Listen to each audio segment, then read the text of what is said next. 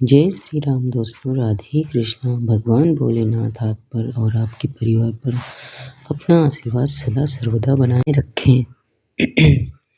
तो दोस्तों, अभी तक आपने माघ मास महात्म का आज 7वां अध्याय सुना था और आज सुनेंगे माघ मास महात्म का 8वां अध्याय। और उस 8वें अध्याय को सुनने से पहले सुनेंगे कैसे एक खानदानी चोर बना ठाकुर जी का भक्त। तो चलिए दोस्तों शुरू करते हैं। घाटम दास जी मीणा जाति के एक मशहूर चोर थे। जयपुर के पास खेड़ी गांव में रहते थे। चोरी करना, लूटपाट करना और डाका डालना उनका पारिवारिक पेशा था। पीढ़ियों से उनके पूर्वज यही करते आ रहे थे और घाटम जी भी अपने पूर्वजों के रास्ते पर चलते हुए चोरी किया करते थे। उनके पिता ने मरते समय अपने पुत्रों को बुलाया और अंतिम सलाह दी, बेटा सुनो, मेरी एक बात मान लो और इसे हमेशा याद रखना। अगर तुम इसका पालन करोगे तो तुम्हारा जीवन खुशी रहेगा।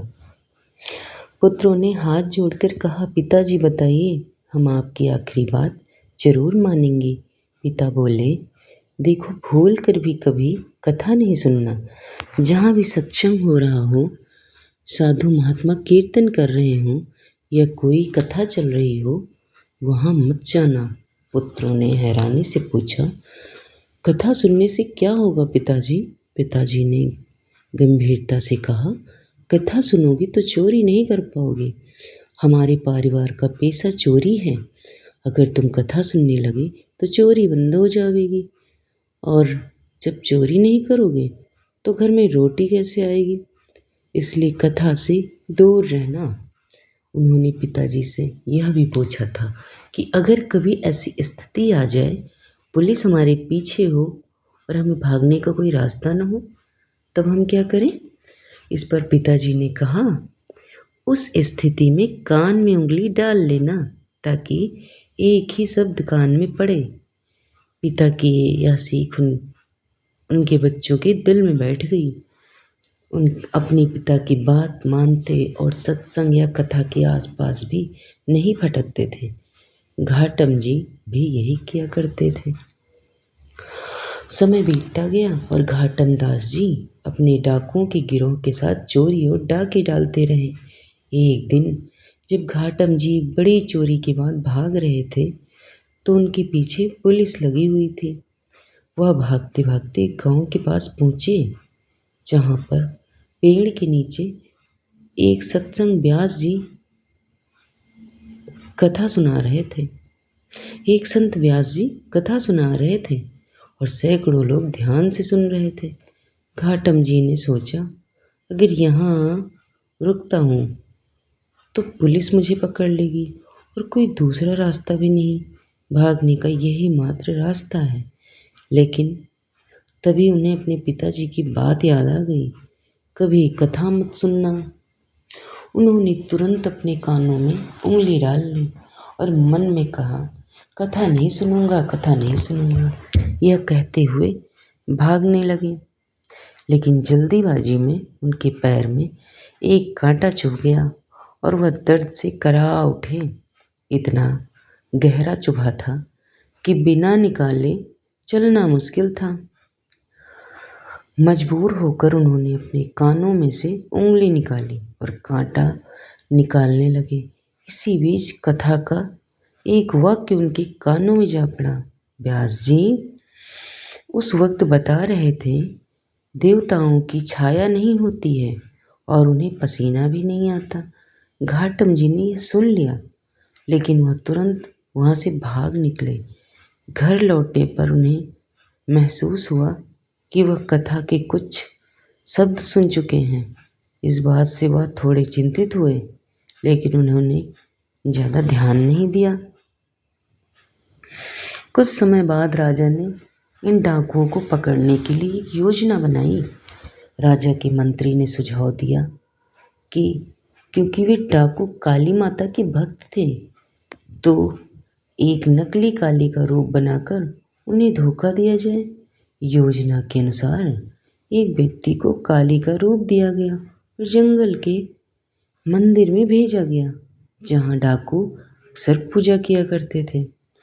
जब घाटम जी और उनके साथी वहाँ पहुँचे तो उन्होंने देखा कि काली माँ साक्षात प्रकट हुई हैं।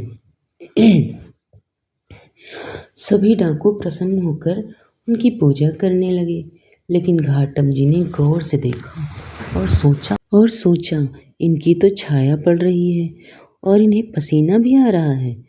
हमने कथा में सुना था कि देवताओं की छाया नहीं होती और उन्हें पसीना नहीं आता।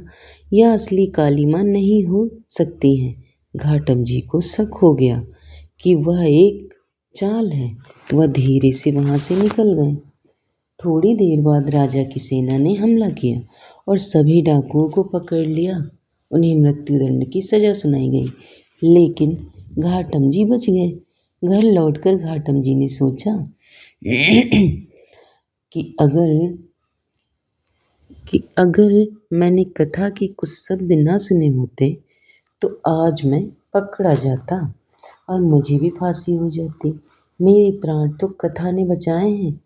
अब मैं समझ गया हूँ कि पिताजी की बात गलत थी। कथा सुनना जीवन का सबसे बड़ा कल्याण है। एक दिन की बात है, जब घाटम जी जयपुर से आमेर की ओर जा रहे थे तो आमेर और जयपुर के बीच स्थित कनक घाटी में रात का घना अंधेरा फैला हुआ था। घाटम जी चोरी करने की योजना बना रहे थे, लेकिन उस रात उन्हें कोई अमीर व्यक्ति नहीं मिला। 2 दिन से कुछ चुराया भी नहीं था, इसलिए मन ही मन बेचैन हो रहे थे। इसी दौरान उन्होंने एक संत को देखा जो जटाएं बांधे हाथ में झोला लिए जा रहे थे।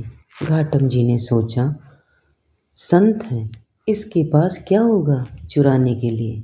फिर उन्होंने विचार किया, चोरी तो नहीं करता, बस जाकर प्रणाम कर लेता हूँ।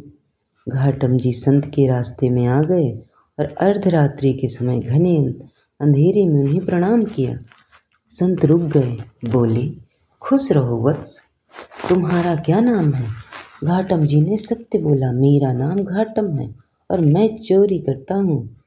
संत ने हंसते हुए पूछा, चोरी क्यों करते हो, यह तो अच्छा काम नहीं है। घाटम जी ने उत्तर दिया, महाराज, मैं जानता हूँ कि यह अच्छा काम नहीं है, लेकिन यह मेरे पूर्वजों का पेशा है। मेरे परिवार में सभी यही काम करते हैं। संत ने थोड़ी देर सोचा, फिर बोले, देखो, चोरी करना गलत बात है, लेकिन अगर तुम चोरी नहीं छोड़ सकते तो मैं तुम्हें 4 बातें सिखाता हूँ। इनका पालन करना, तुम्हारे जीवन में बदलाव आएगा। घाटम जी तैयार हो गए। संत ने कहा, पहली बात, हमेशा सत्य बोलना। दूसरी बात, संत जनों का सम्मान करना। तीसरी बात, जो भी लाओ, चाहे चोरी से या मेहनत से, पहले ठाकुर जी को अर्पित करना और फिर खुद खाना। चौथी बात यह, जब भी कोई मंदिर, मठ या संत दिखे, चाहे कितनी भी जल्दी में हो, रुककर प्रणाम जरूर करना। घाटम जी ने संत जी को प्रणाम किया और जीवन भर उन 4 बातों का पालन करने का वचन दिया। घाटम जी चोरी डकैती करते, धन लाते और सबसे पहले उस धन का उपयोग साधु संतों की सेवा में करते थे। जो धन बचता उससे अपने परिवार की देखभाल करते। कुछ समय बाद घाटम जी ने देखा कि संतों की एक टोली उनके गांव से गुजर रही है। उन्होंने दौड़कर संतों को अपने घर बुलाया, लेकिन जब घर पहुंचे तो पत्नी ने कहा, हमारे पास खुद के खाने के लिए भोजन नहीं है, संतों को क्या खिलाएंगे। घाटम जी ने सोचा, गुरु की आज्ञा है, संतों की सेवा करनी है। घाटम जी बाजार पहुंचे और दुकानदारों से उधार मांगने लगे, पर किसी ने भी मदद नहीं की। तभी उनकी नज़र पास के खेत पर पड़ी, जहाँ गेहूं की कटाई हो रही थी और किसान सो रहे थे। उन्होंने मौके का फायदा उठाया और एक बड़ी चादर लेकर खेत से गेहूं भर लाए। संतों के भोजन की व्यवस्था कर दी, लेकिन उनके भारी कदमों के कारण खेत के में पैरों के निशान छूट गए। जब घाटम जी संतों को भोजन करा रहे थे तो उनके मन में चिंता थी कि अगली सुबह किसान उन पैरों के निशानों से पहचान लेंगे कि गेहूं किसने चुराया है। लेकिन जैसे तैसे संत प्रसाद ग्रहण कर रहे थे, अचानक मौसम बदल गया। तेज आंधी चली और बारिश शुरू हो गई, जिससे उनके पैरों के सभी निशान मिट गए। यह चमत्कार देखकर घाटम जी को विश्वास हो गया कि ठाकुर जी उनकी रक्षा कर रहे हैं।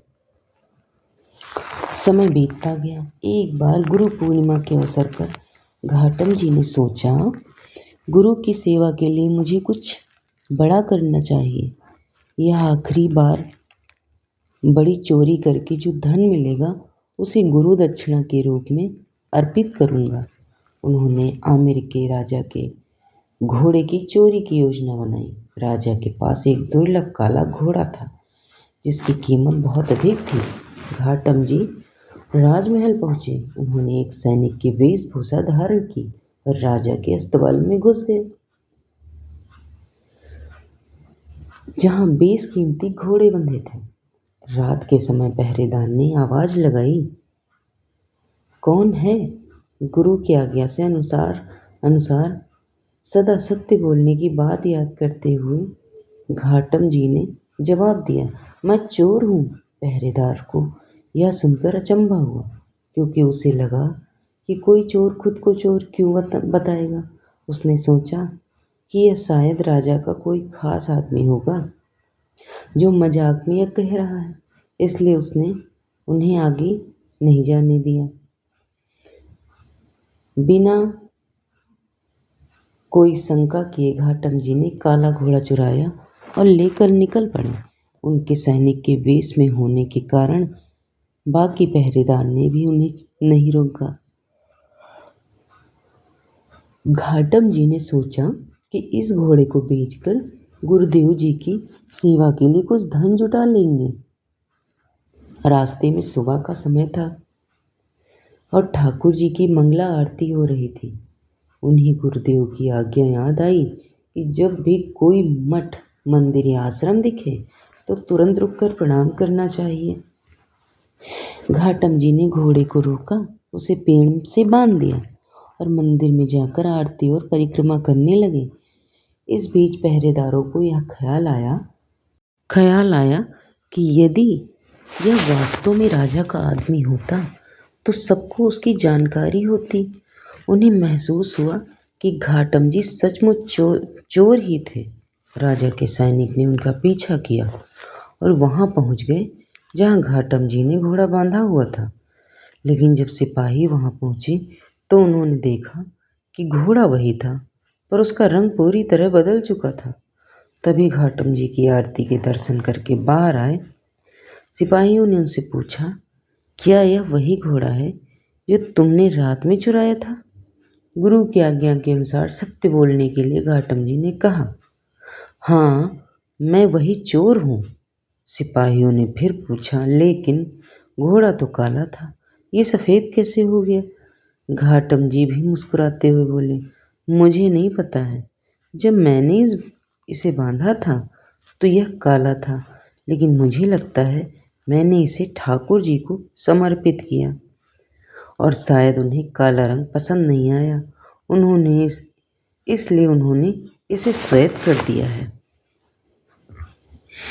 सिपाही यह सुनकर अचंभित हो गए और घाटम जी को घोड़े सहित राजा के पास ले गए।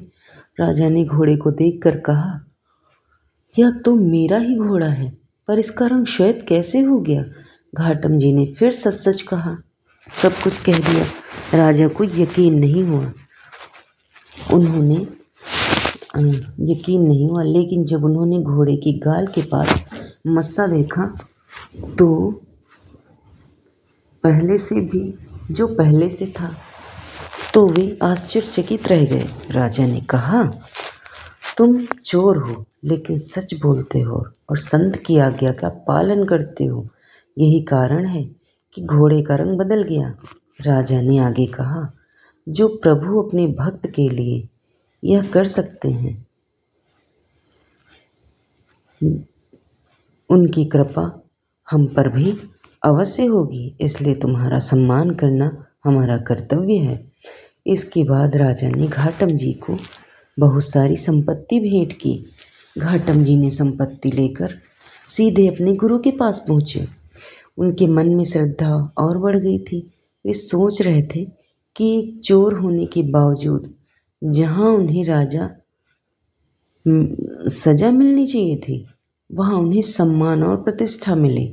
गुरु चरणों में पहुंचकर उन्होंने सब कुछ अर्पित किया और उत्सव में सम्मिलित हुए। उन्होंने अपने गुरु से कहा, गुरु जी, जब आपने पहली बार मुझे चोरी करने से मना किया था तब मैं समझ नहीं पाया था, लेकिन आज से मैं प्रतिज्ञा करता हूँ अब कभी भी चोरी नहीं करूँगा। आपकी कृपा से मुझे यह एहसास हुआ है कि गलत रास्ते पर था। यह संकल्प के साथ घाटम जी ने चोरी का रास्ता हमेशा के लिए छोड़ दिया। समय बीतता गया। घाटम जी अब सत्संग और साधु सेवा में ही अपने दिन बिताने लगे, लेकिन उनके मन में एक जिज्ञासा थी। वे ठाकुर जी के दर्शन करना चाहते थे। कई दिन बीत गए, उन्होंने ठाकुर जी के दर्शन नहीं किए थे, तो धीरे धीरे उनके मन में नाराज़गी होने लगी। उन्होंने ठाकुर जी से नाराज़ होकर कहा, पहले मैं बिना नहाए खाता था, अब आपके लिए नहा कर खाता हूँ और आपको अर्पित करके खाता हूँ। पहले कभी कंठी माला या तिलक नहीं लगाता था, लेकिन अब यह सब भी आपके लिए करता हूँ। प्रभु, मैं आपके लिए इतना सब कुछ कर रहा हूँ और आप मेरे लिए क्या कर रहे हैं? क्या आप मुझे दर्शन देंगे? यह सुनते ही ठाकुर जी तत्काल प्रकट हो गए। घाटम जी ने जब ठाकुर जी के दर्शन किए तो उनका मन शांत हो गया और उन्होंने महसूस किया कि सच्ची भक्ति और गुरु की आज्ञा का पालन ही सबसे बड़ा धर्म है। तो दोस्तों, यह थी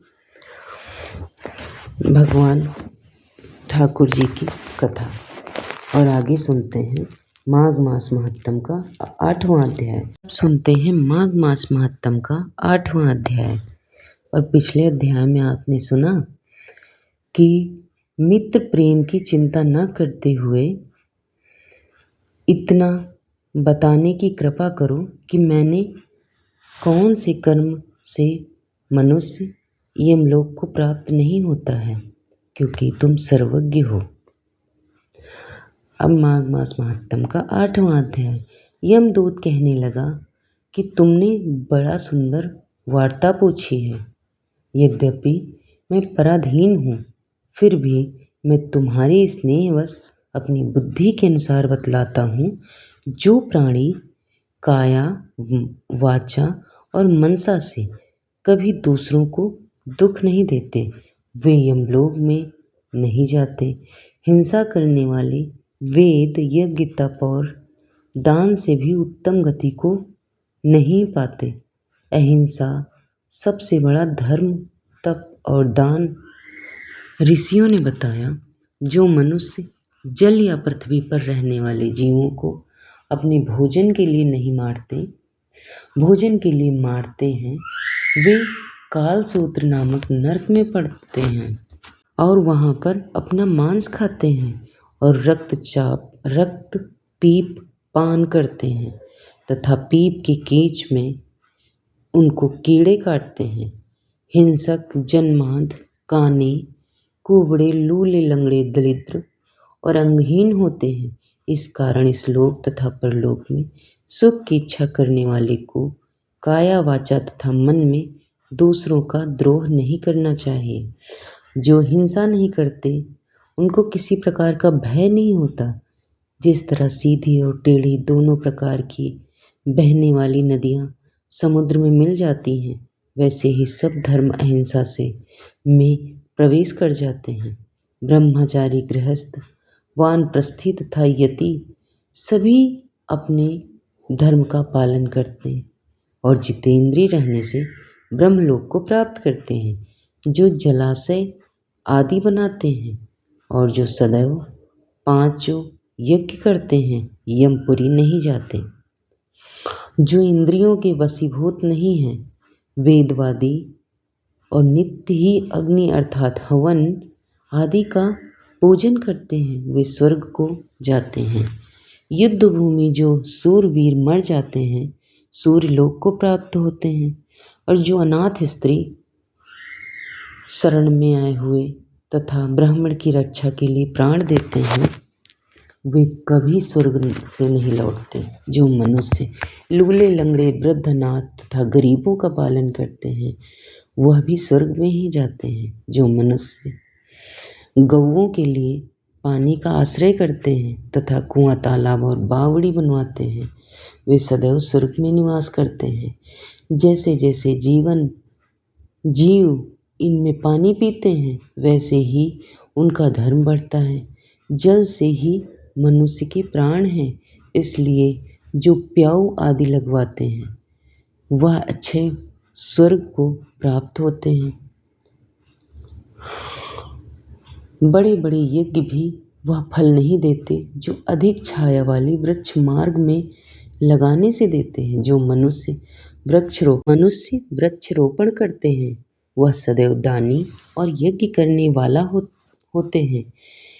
जो अच्छे फल और अच्छी छाया वाले मार्ग के वृक्षों को काटता है, वह नरकगामी होता है।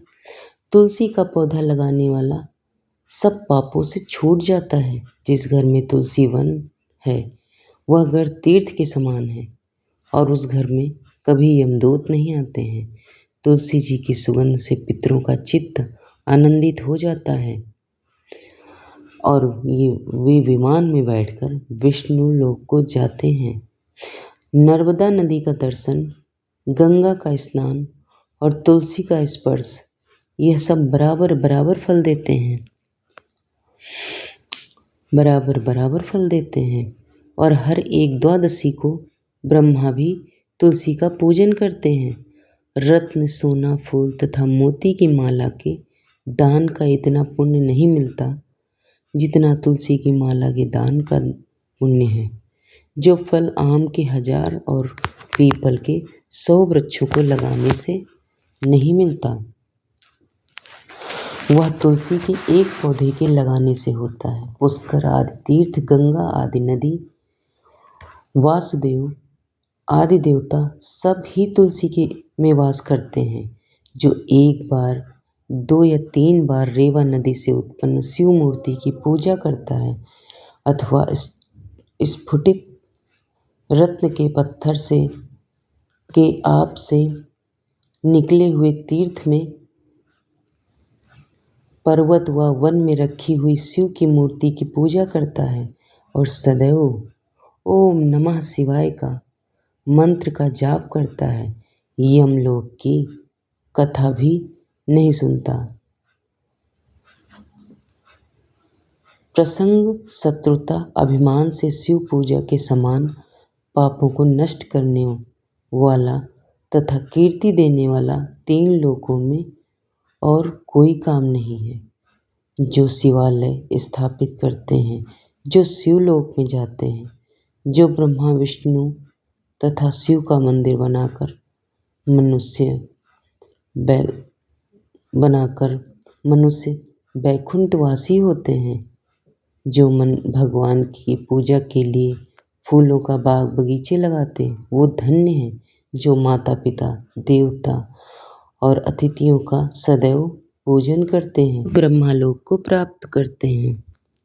तो दोस्तों, यह थी माघ मास महात्म का 8वां अध्याय। दोस्तों, यदि कथा, ठाकुर जी की कथा और माघ मास का महात्म आपको पसंद आया है तो चैनल को लाइक, शेयर, सब्सक्राइब कर लेना। धन्यवाद।